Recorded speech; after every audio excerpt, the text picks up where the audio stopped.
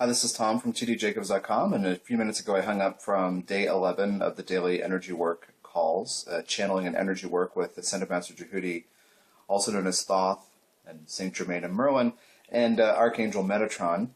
And today was about changing relationship with the past. And I thought about this after the call last night, that I wanted to do a short video on communicating with guides and how to let their input into your life. When people ask me, how can I communicate with my guides, or how can I find out who they are? And the answer is to work on your fears, to release your fears, to change your relationships with what you're afraid of. Because if you can't operate on a loving frequency, you can't open your heart and really be in that space, they can't get through to you. They can only communicate with you on loving frequencies. So if you're afraid of things, they can't get through to you. You might be saying, please help me, but they can't hear you. Or they can't get through to you. They're always there.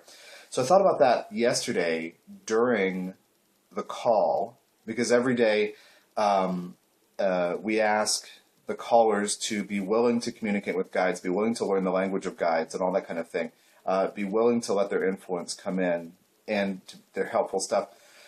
So during the call yesterday, I decided to do that. But then today, I realized that I really wanted to do this short video. So that's what this is about.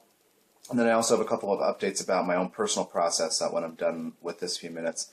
So guides can only, as I said, communicate with you over loving frequencies. Now, if you say, thanks in advance, gratitude, for what you do for me, and thanks in advance for the answers to these questions I'm asking, and then ask your questions, and then allow a few days for answers to come through. It's going to come through dreams, and or synchronicities, and or people just walking up to you and saying, hey, here's this opportunity, or have you ever thought of this, or hey, this is true about you, or this is a strength that you have. You should turn that into something. You should really express that part of yourself. That's how guides often talk to us. So how do I discern if a guide is actually, if this thing is actually guided? The way I've come to work with it over years is there's a certain frequency that I've become attuned to, which is, and I often say this when I explain how this works, this had my guide's fingerprints all over it. You know, like this was like, sometimes people will just talk to you and they're talking to you. Sometimes they're talking to you and there's like this weird like vibration and it seems very meaningful and you should listen. And that's the, you know, like this is an answer or this is an opportunity. And that's more like how guides, like their fingerprints being on it. But how we actually get there is to, more often than not, and then become willing to come back to a loving place. Like living with our hearts open. That's another reason why these calls are great and why that all the meditative things I do are geared toward helping you evolve, because, in fact, you are not alone. None of us is alone. We have this guidance team. They are rooting for us. They don't do anything for us that we don't ask for and aren't ready for. I mean, I can say, this is the kind of thing I want, thanks in advance, and this is what I want. But if they recognize that I'm not ready for it, if I'm not actually open to it, they will show me what I use in my emotions, thoughts, attitudes, behaviors, or anything, that, you know, my willingness to experience certain things or my repeated thought patterns that block that thing from coming. Same thing if I sit down and in earnest from a heart-centered place say, you know, please help me, I'm looking for, you know, support on this issue. They can only get through if I'm open to being loving, but they will also show me where I'm not loving. So I use this example when I'm teaching all the time. If I want, let's say that I feel like I can't always trust people, but I say the next relationships, friendships, dating things that I have, they're going to be centered on trust. That's paramount. That's the most important thing. I'm just picking that, or honesty and trust, just picking that as a thing, you know, as a random thing.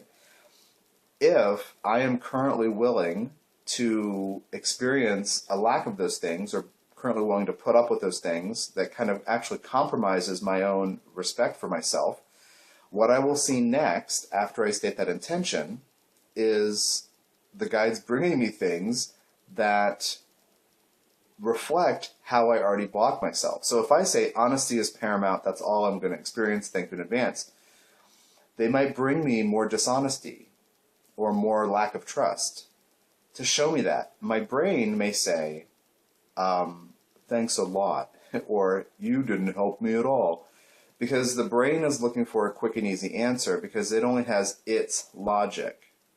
It's a one-hit wonder. The logic of the linear logical mind. And there's cause and effect, and the way things appear is how they are.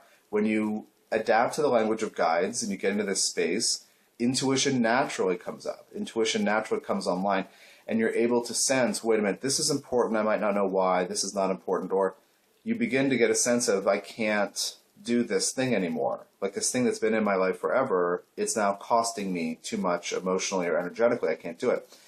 You become aware of the causes behind things, your intuition gets on, and then guides can work with you more and more. So we do these calls, these 20-minute calls every day to get in a grounded space and to open you up and ask you to release energies and emotions that don't work for you and don't serve you. And one of the main things about this is to consistently inspire you or support you and teach you to open in a gentle way where I am willing to receive guidance and support. That's one of the main points of these calls.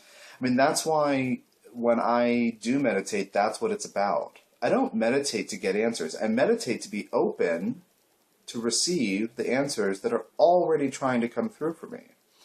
Now, when I'm in a bad mood, when I have a bad day, and I don't feel loved or supported by my guides, because like I say, they bring things that make sometimes things seem a little harder, because you have to work through things to open yourself up to manifest and create what you are intending to create. So anyway, sometimes when I have a bad day, and I don't believe in this stuff, and my girlfriend says I'm a paradox, and I am, because I'm teaching people how to do it, but I also do have my own sometimes petty, whiny, emotional process of learning how to open. Anyway, so when I close down, it's my job to open up again. And then I'll have a bad day next week, maybe, next month, and I'll close down. My job is to open up again.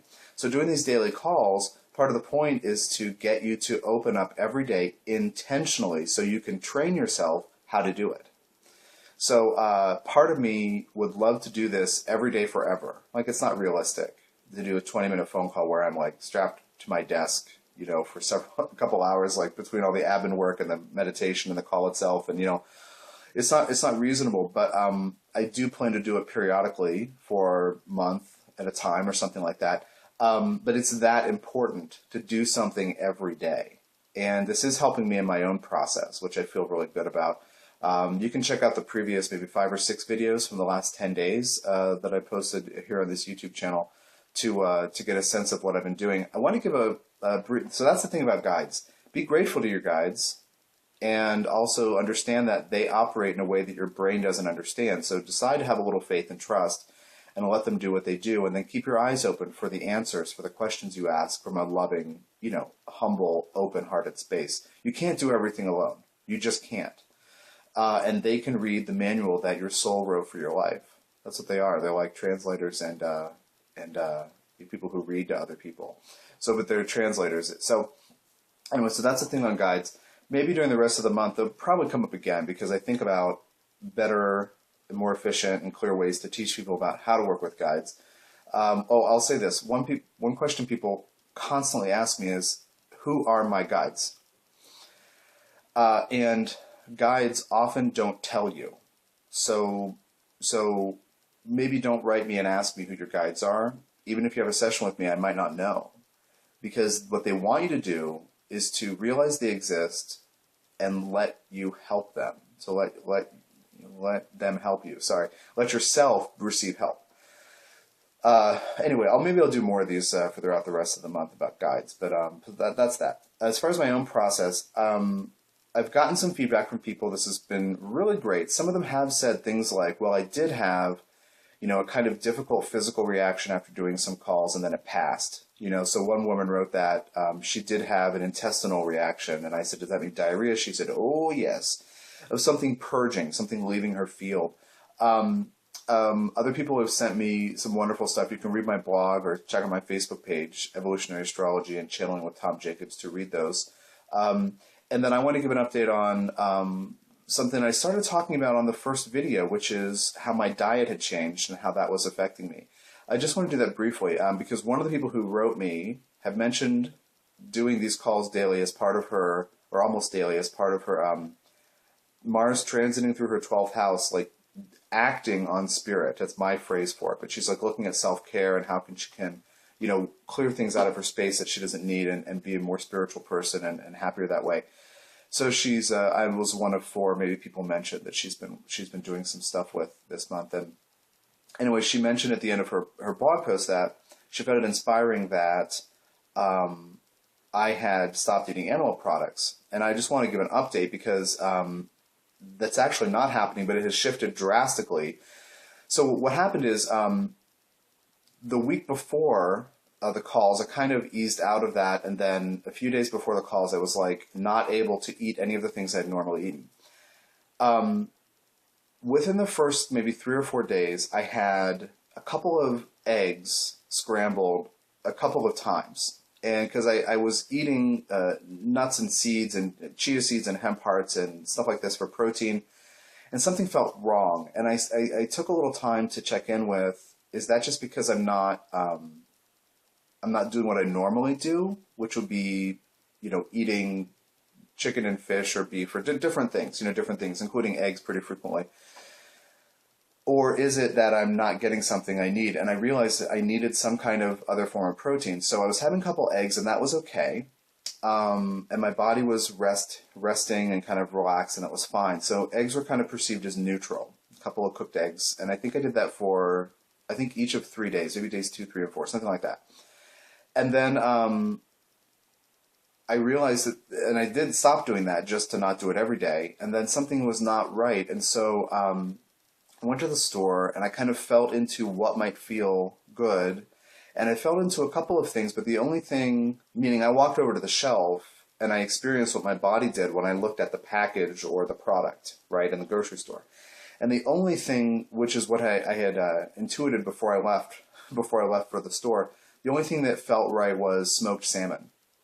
So I got some smoked salmon, and I had that over a couple of days. I had like 2 small portions twice each of the following 2 days, and that was perfect. So I got some more smoked salmon, and then I have had a little bit of chicken, but not much. And I think once a week I've had a little chicken. So anyway, that's just a little update. Yeah, so it is drastically different, the experience of being in my body and how everything's working with reducing quite drastically and noticeably the kind of animal products. I'll also have had a little butter. When I cook eggs, I usually use butter, sometimes coconut oil, but in this case, butter. And yeah, so things are going really well. I couldn't be happier about the daily calls. Like I said, I'm kind of, part of me wants to do it every day forever. But then I'm going to be promoting it every day forever, which is kind of exhausting. So anyway, they're going really well, and I'm getting good feedback, and I'm really looking forward to hearing from you. If you haven't written me and you haven't written about your experience, I want you to keep track of what you're experiencing.